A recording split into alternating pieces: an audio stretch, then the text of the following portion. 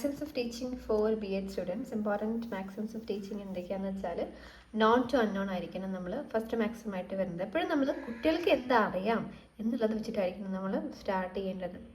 നമ്മൾ basically maxims of teaching in learning English എന്താണെന്ന് വെച്ചാൽ കറക്റ്റ് പറയുകയാണെന്നുണ്ടെങ്കിൽ മാക്സിംസ് നമ്മൾ ടീച്ചറിന് ഒരു പ്രാക്ടിക്കൽ ഡയറക്ഷൻ കൊടുക്കും. നമ്മൾ എങ്ങനെയാണ് നമ്മുടെ ലെസൺ പ്ലാൻ സ്ട്രക്ചർ ചെയ്യേണ്ടത്, സീക്വൻസ് ചെയ്യേണ്ടത്, കുട്ടികൾക്ക് എങ്ങനെ നമ്മുടെ പഠനം മോസ്റ്റ് എഫക്റ്റീവായിട്ട് മാറ്റാൻ പറ്റും എന്നുള്ളതിനാണ് നമ്മൾ മാക്സിംസ് ഇമ്പോർട്ടൻ്റ് ആയിട്ട് വരുന്നത്. ഫസ്റ്റ് മാക്സിം വരുന്നത് നോൺ ടു അൺനോൺ, അതായത് എപ്പോഴും നമ്മൾ കുട്ടികൾക്ക് എന്താ അറിയാം എന്നുള്ളത് വെച്ചിട്ട് അറിയാത്ത പുതിയ അറിവിലേക്ക് നമുക്ക് പോവാം. ഇതാണ് മാക്സിമം ഓഫ് ടീച്ചിങ്ങിൻ്റെ മോസ്റ്റ് ഫണ്ടമെൻ്റൽ ആയിട്ട് വരുന്നത്. ഒരു എക്സാമ്പിൾ പറയുകയാണെന്നുണ്ടെങ്കിൽ മെറ്റഫർ എന്താണെന്നുള്ളത് നമ്മൾ കുട്ടികൾക്ക് പഠിപ്പിക്കാമെന്ന് കരുതുക. നമ്മൾ ഒരിക്കലും ഡെഫിനിഷൻ ഓഫ് മെറ്റഫർ എന്താണെന്ന് വെച്ചാൽ സ്റ്റാർട്ട് ചെയ്യാൻ പറ്റില്ല. പക്ഷേ നമുക്ക് കുട്ടിക്ക് എന്തറിയാം, കുട്ടികളിപ്പോൾ നിങ്ങളെ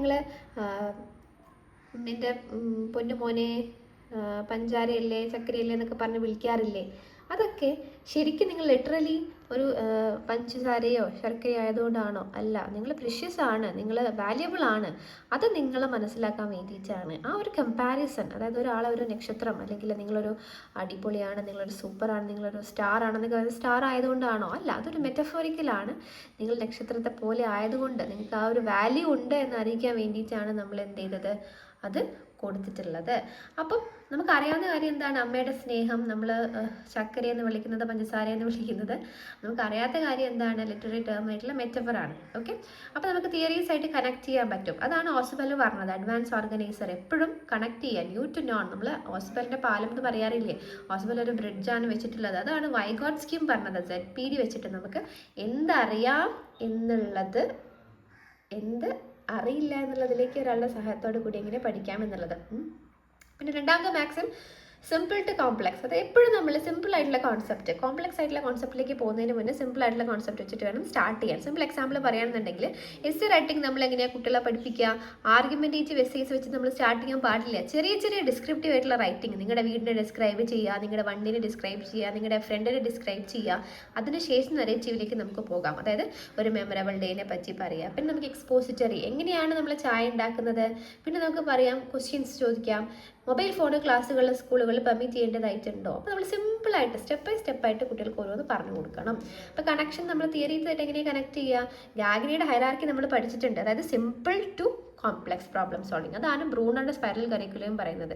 അതിന് നമുക്ക് ആ തിയറീസായിട്ട് നമുക്ക് ഈ ഒരു മാക്സിമിനെ കണക്ട് ചെയ്യാം. മൂന്നാമത്തെ മാക്സിം കോൺക്രീറ്റ് ടു അബ്സ്ട്രാക്ട്. എപ്പോഴും നമ്മൾ റിയൽ ആയിട്ടുള്ള ടാഞ്ചിബിൾ എക്സാമ്പിൾസ് കുട്ടികളുടെ മുന്നിൽ കാണിക്കണം. അതിനുശേഷം നമുക്ക് അബ്സ്ട്രാക്റ്റ് ആയിട്ടുള്ള കോൺസെപ്റ്റ്സ് മുന്നോട്ട് കൊണ്ടുപോകാൻ പറ്റും.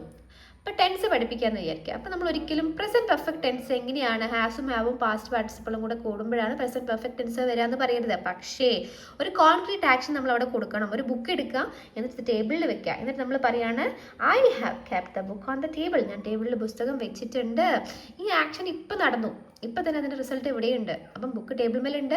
അപ്പോൾ ഇത് പ്രസൻറ്റ് പെർഫെക്റ്റ് ആണ്. അപ്പോൾ കോൺക്രീറ്റ് ആയിട്ടുള്ള ആക്ഷൻ ഫസ്റ്റ് കൊടുക്കുക, അതിനുശേഷം അബ്സ്ട്രാക്റ്റ് ആയിട്ടുള്ള റൂള് കൊടുക്കുക. പിന്നെ തിയറീസ് ആയിട്ട് നമുക്ക് എങ്ങനെ കണക്ട് ചെയ്യാൻ പറ്റും? പിയാഷെ പറഞ്ഞത് എന്താണ്?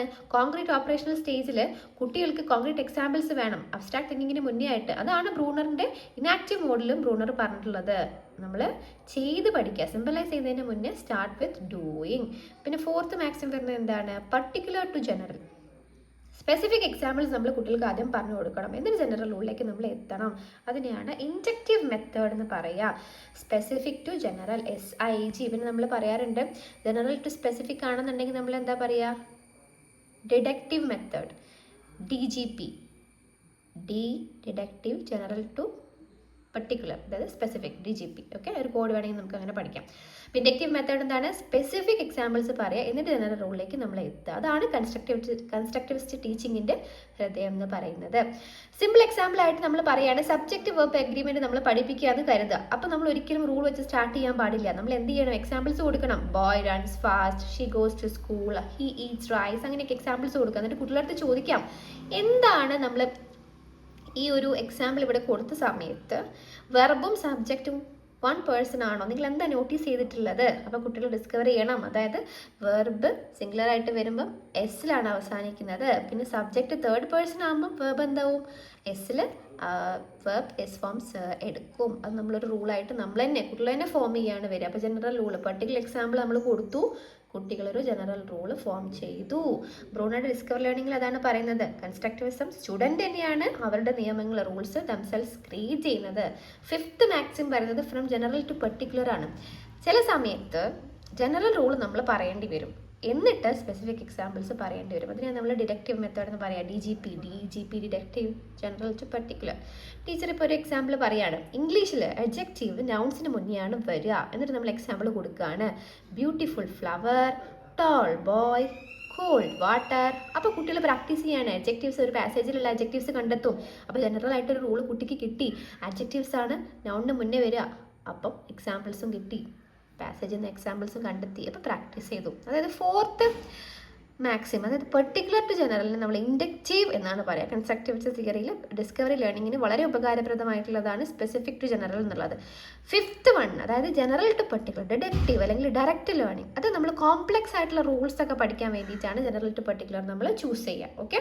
പിന്നെ ഒരു ഗുഡ് ടീച്ചർ രണ്ടും സിറ്റുവേഷൻ അനുസരിച്ച് ഉപയോഗിക്കും. 6th one, whole to part. First നമ്മളെ കുട്ടികൾക്ക് കംപ്ലീറ്റ് പിക്ചർ കൊടുക്കുക, എന്നിട്ട് ഡീറ്റെയിൽസിലേക്ക് പോകും. നമ്മൾ ജനറൽ ടു സ്പെസിഫിക് എന്ന് പറഞ്ഞിട്ട് വേറെ ഒരു വേർഷൻ. ഇപ്പം നമ്മളൊരു കവിത പഠിപ്പിക്കുകയാണെന്നുണ്ടെങ്കിൽ ഒരിക്കലും നമ്മൾ വേർഡ് ബൈ വേർഡ് അനലൈസ് ചെയ്തുകൊണ്ടായിരിക്കും നമ്മൾ ആ പോയം സ്റ്റാർട്ട് ചെയ്യേണ്ടത്. ഫസ്റ്റ് തന്നെ നമ്മൾ ആ ഹോൾ പോയം കുട്ടികൾക്ക് ഭംഗിയായിട്ട് റിസൈറ്റ് ചെയ്ത് കൊടുക്കാം.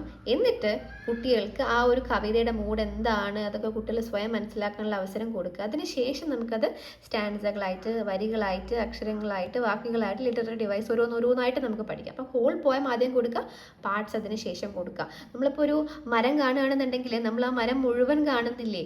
അപ്പം നമ്മൾ ആദ്യം നമ്മൾ ആ മരം മുഴുവൻ കാണും, അതിന് ശേഷമാണ് നമ്മൾ അതിലുള്ള കൊമ്പുകളും വേരുകളും അതിലുള്ള റൂട്ട്സും ബ്രാഞ്ചസും ഒക്കെ കാണുന്നത്. അപ്പോൾ ടീച്ചിങ്ങും സെയിം വേയിൽ തന്നെ നടക്കണം എന്നാണ് മാക്സിംസ് ഓഫ് ടീച്ചിങ്ങിൽ പറയുന്നത്.